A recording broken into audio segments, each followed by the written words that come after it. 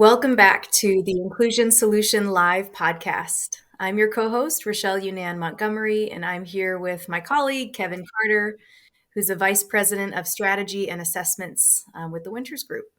During Season 5, Physiology of Inclusion, Finding Ease, we're exploring how to be well as you do well in diversity, equity, inclusion, and justice work.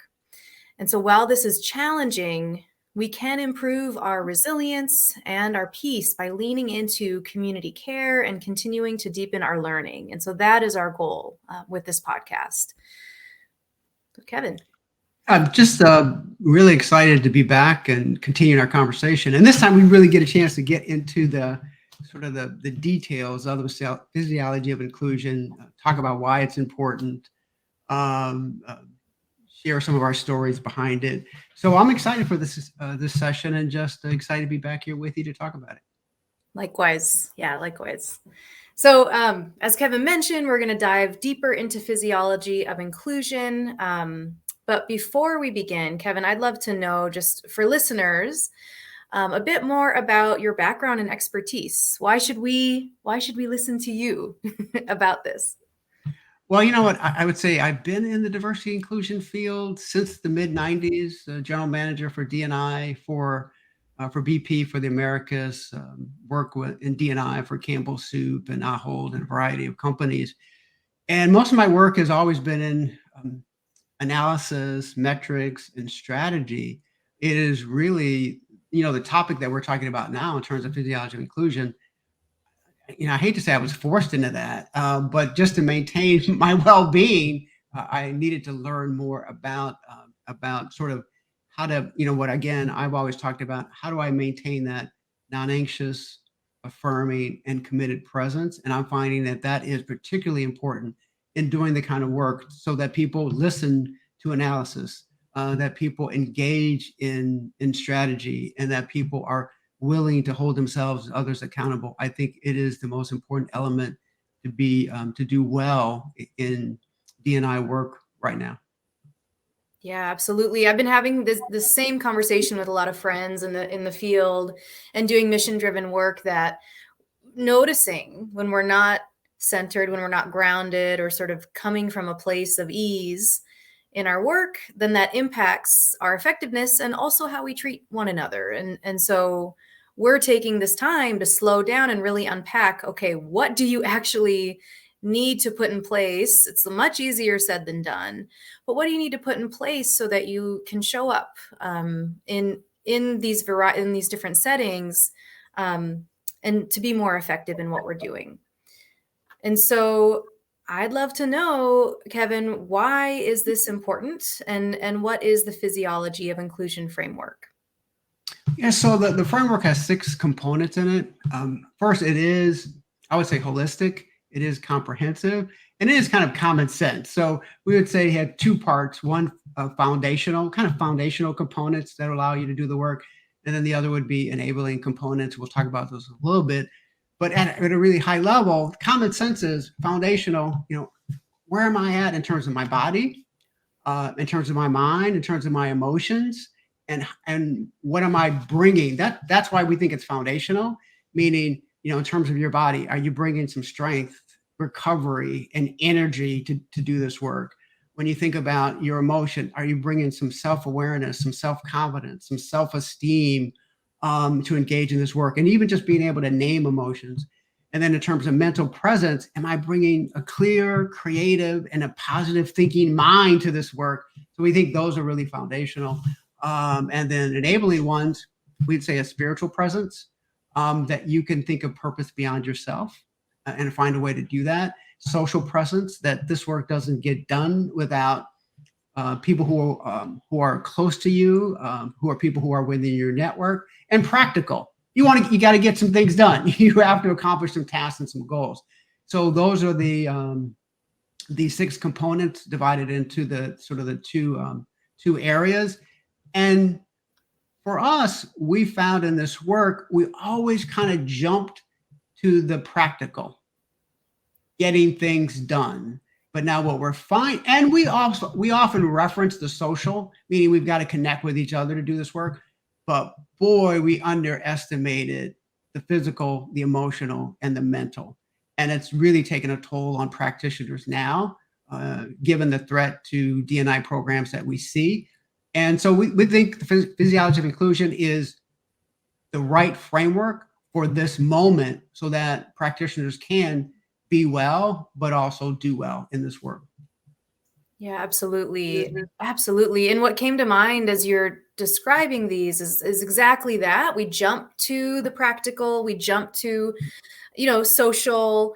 Those feel more in line with, white supremacist culture, more in line with a sense of urgency. We got to get stuff done. These issues and these problems are systemic and real, and we experience them in our own lives and the impact of them in our own lives.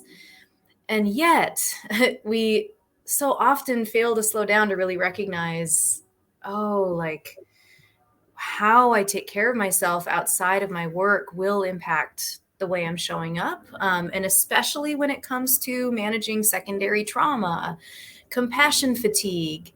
And if we happen to be in a toxic work culture, how we can not only survive, but find moments of even thriving, right? And to recognize the possibility there, and that there are liberatory ways that we can show up and lean into supports. And so, so I'd love to know, can you unpack each of these components for the foundational level? Yeah. So in terms of the physical, well, you see all this equipment behind me. So to that degree, we would say the physical is this idea of bringing sort of strength and recovery and energy to the work. But how do you get there? That's going to be through, regular exercise. That's going to be through adequate sleep. That's going to be through good nutrition. And sometimes you might say, well, of course you need that. We need to do that for everything. But the physical does drive, my ability to be patient. It does connect to my ability to be creative. And that's really, really be important. And I would say, and to stay into the battle. So that's really the physical. Then this emotional piece is, we would say, sometimes, we talk about like emotional literacy, our ability to name our emotions and to pause for a moment to name our emotions, and be comfortable with going through therapy and getting help around some things that we're struggling with, maybe journaling. All those kinds of things allow us to, I would always say, to be that non-anxious presence, and to really be able to put yourself in somebody's shoes, because you're able to get out of your own, kind of get out of your own way. And then the mental piece, really, as you break it down, I always say are we bringing that clear, creative, and positive thinking through this work? And that is through maybe some meditation.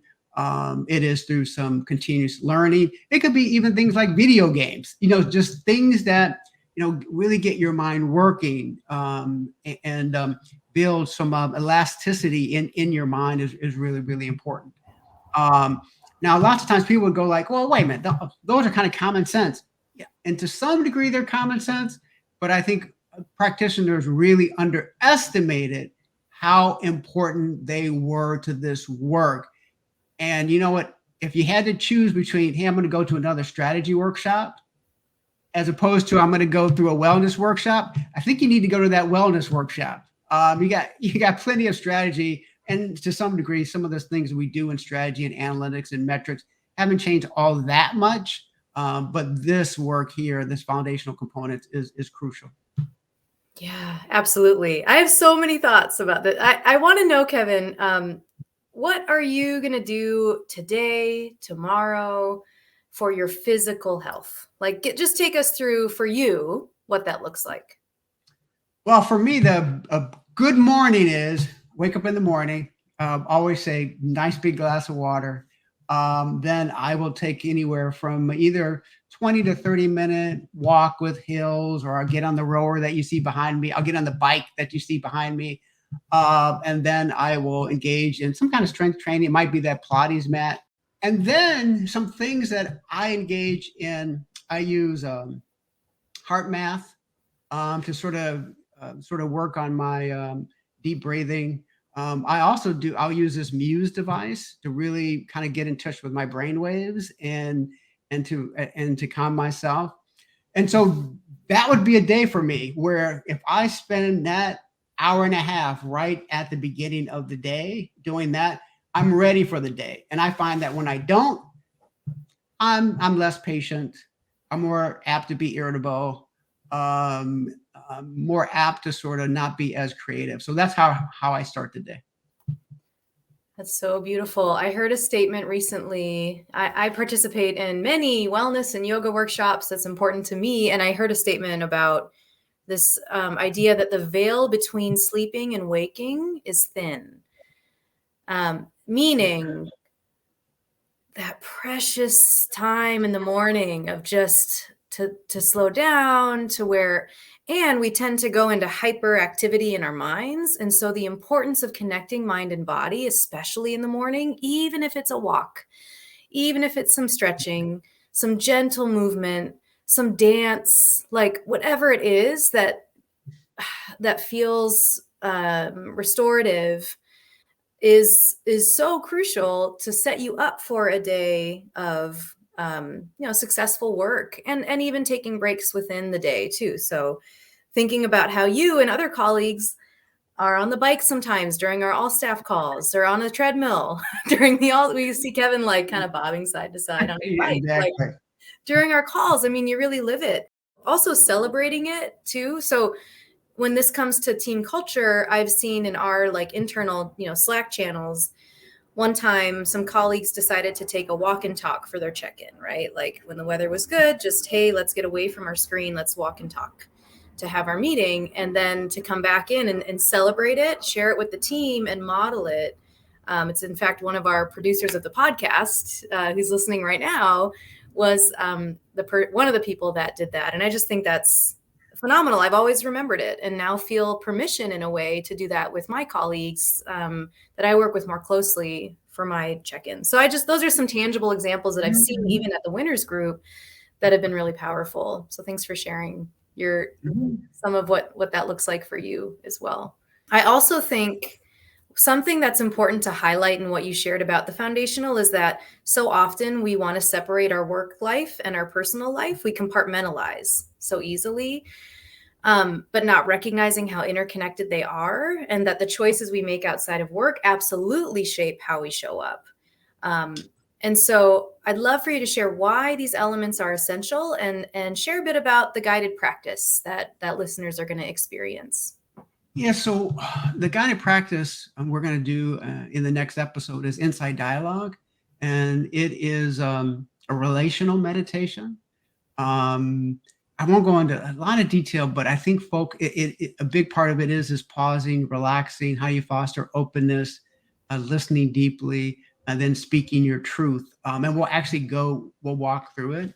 It is what I begin my sessions with, and interesting. I had a session where a client thought that it was just not going to go well this session. There were too many disruptive people who were part of the session.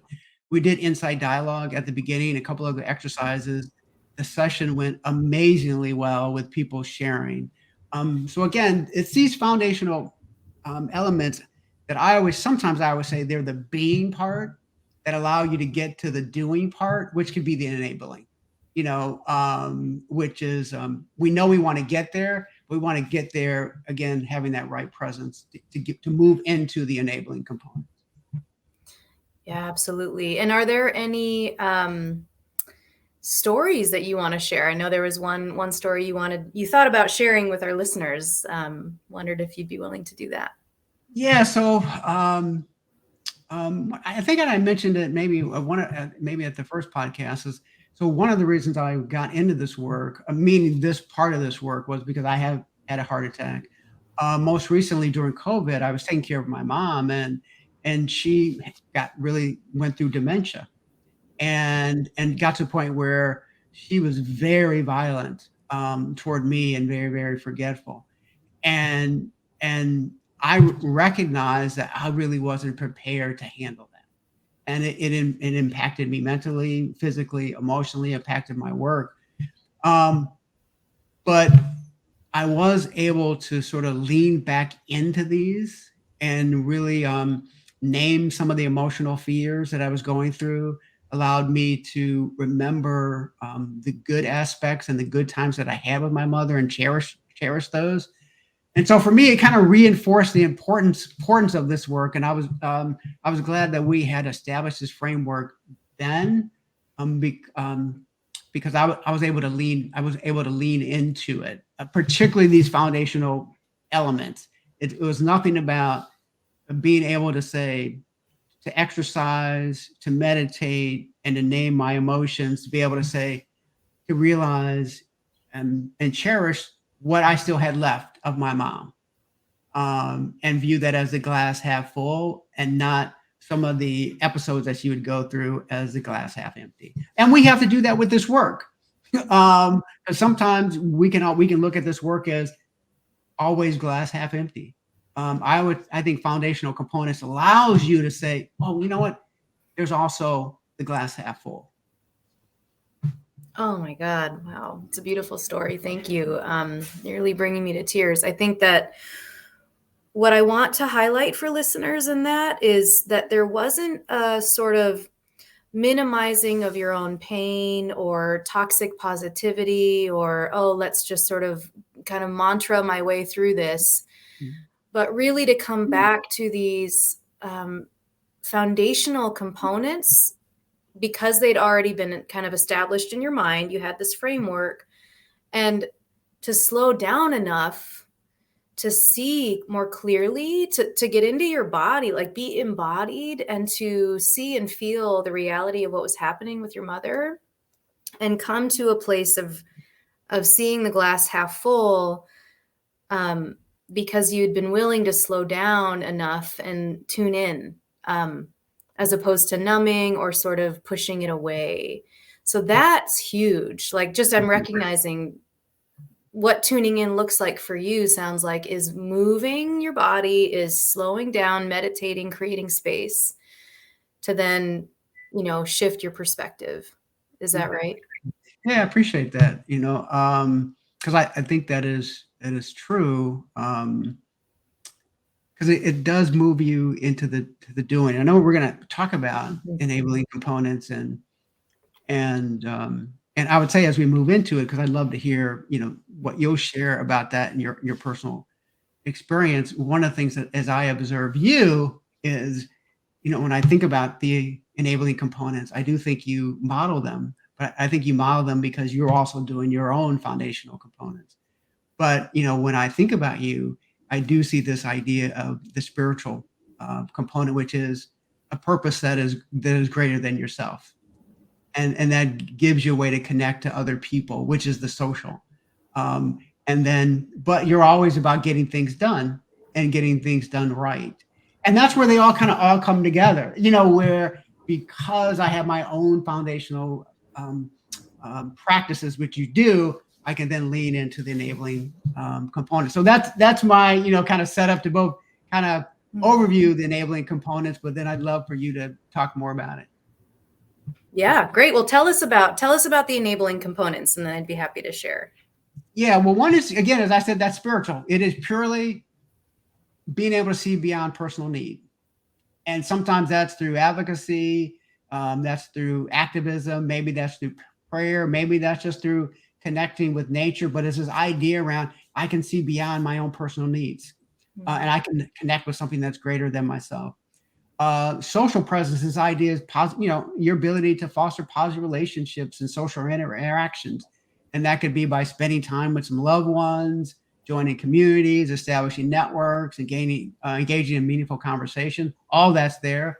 And then the practical presence is achievement and accomplishing things and accomplishing tasks and reaching goals. That could be, time management, all the way to a DNI, a diversity, equity, inclusion strategy, but it is about getting things done, and the degree to which you get things done in a way that's greater than yourself, I think just pulls all of that together to make you feel really good about what you're doing.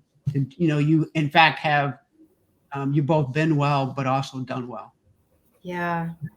Yeah, thank you. Yeah, so for me, what's interesting in reflecting and hearing you talk about this, if anyone out there knows about the Enneagram, I'm an Enneagram type 3, which is literally called the achiever.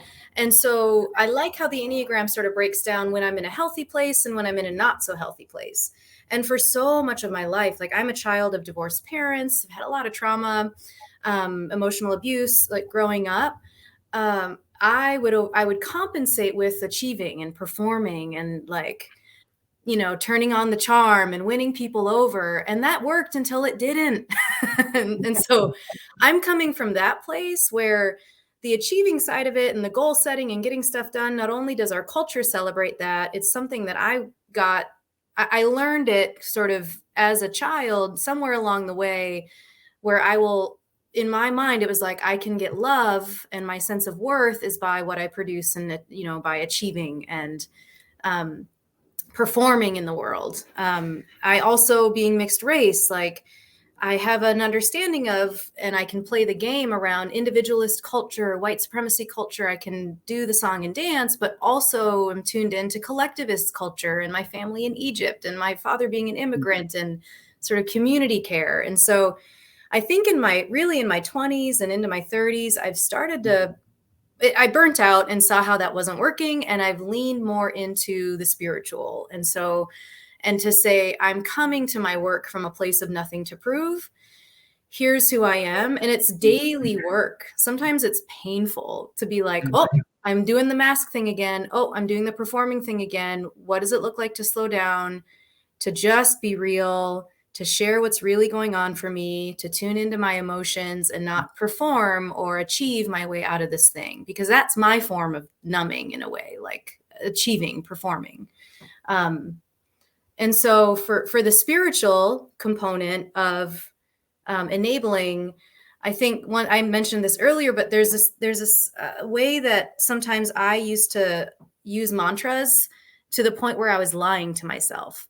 And affirmations to the point where I was lying to myself. Like one is a mantra that really resonated with me maybe a couple years ago is, I am not my work, or my worth is not tied to my productivity. But it didn't always sit right because I know that I think I've done this, like a lot of deep spiritual work to really be crystal clear that my worth is not tied to what I produce. And so if I'm honest, I feel really good when I take responsibility for my work and when I'm doing my best. So the mantra now has shifted to, my family comes first. I take breaks often. I say no. And I ask for help when I need it. That's really hard for me to ask for help. It's really hard. And I do my best, and that's enough. And so that, when I tune into my gut, like that puts my body at ease when I say those words out loud and when I say them to myself. And it's still true that my worth is not tied to my productivity. But I also feel like I like to be productive, but I also have balance and limits with it. So spiritual bypassing is this term that I think is helpful for me, where sometimes, again, if we're so tuned into the spiritual and we're not doing our work to take responsibility or to do some of these other practical pieces or some of these other enabling pieces, it can be harmful to yourself and the people around you. We minimize, it gets into the toxic positivity stuff. We over-identify with the perhaps being greater than ourselves, which is beautiful to have a spiritual practice. And it's always the and for me. What else are we doing in our life to kind of own what our impact in the world?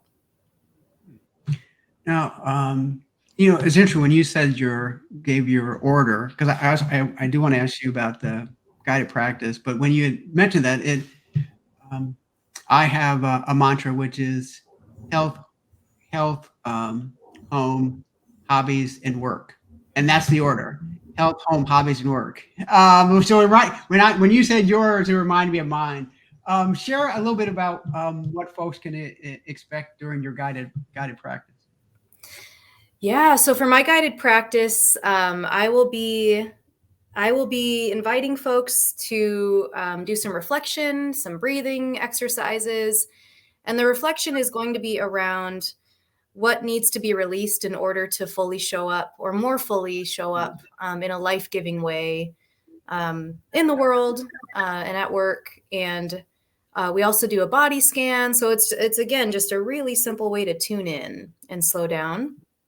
And I learned a lot of these from the groups that I'm a part of outside of work. So to your point, Kevin, just work being last on the list, I want to share a real quick story on the practical side of things. Setting boundaries. And I know this has become more like a buzzword. What does it actually look like? How do you actually do that?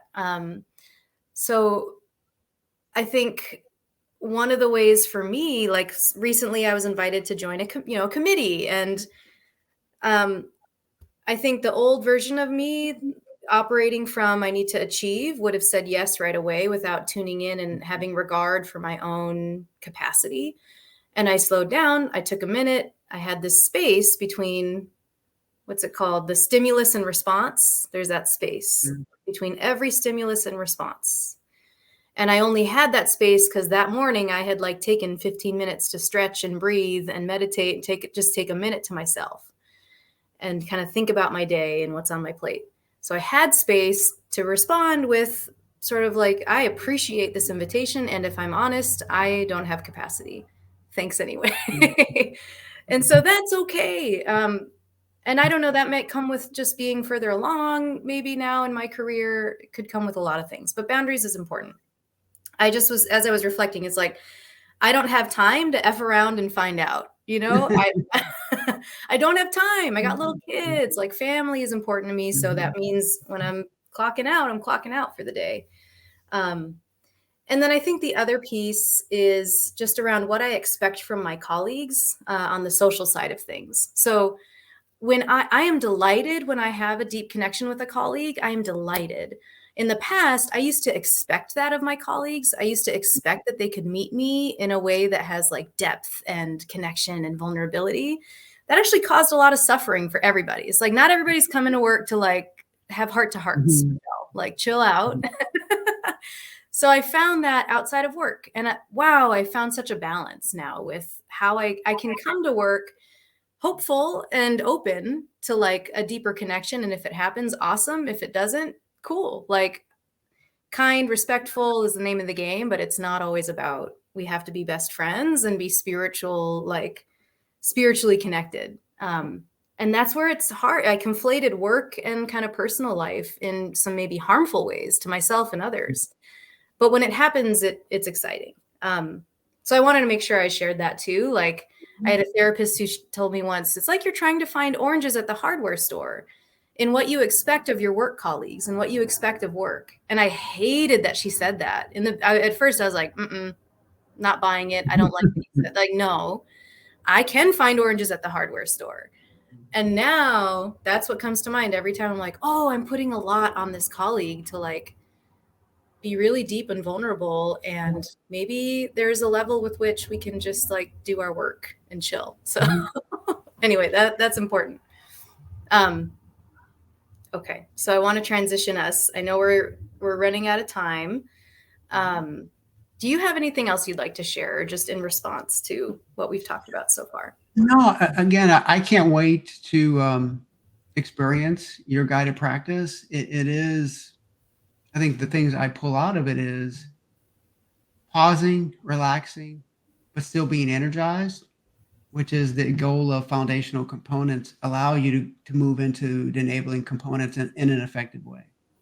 And because if you jump to those and you are impatient, if you are anxious and you are void of energy, you will be less than optimal as you move into the enabling components and try to get to the pragmatic. So just love having this conversation. I'm excited about doing my guided practice next. So I want to really make sure that our listeners join in and experience that with us. Great. Yeah. Thank you. And I agree. I think one thing that comes to mind is mental hygiene. So I want to invite our listeners, maybe as your next right thing or something that you can do between maybe this week, something you can do this week. Think about your mental hygiene as one of these components, as one of the enabling components. Just what are you taking in? And can you start to have some kind of maybe limits around what you take in, because all of that impacts your mind, body, and how can you just make a different choice? One small pivot in the direction of ease. And so with that, that's what we have for our conversation today. Kevin, I so enjoyed connecting with you, having this conversation, and also can't wait to hear your guided practice as well. Really looking forward to participating with our listeners in that guided practice. I think you'll really, really enjoy it and want you to take it into your work with your colleagues, clients. I think you'll find it to be very effective. Absolutely. So thank you for joining us today on the Inclusion Solution Live podcast. We hope you found this episode insightful and inspiring, and we want to hear from you. So please submit your questions to info@wintersgroup.com or any social media platform that we're on, Instagram, LinkedIn, and Facebook.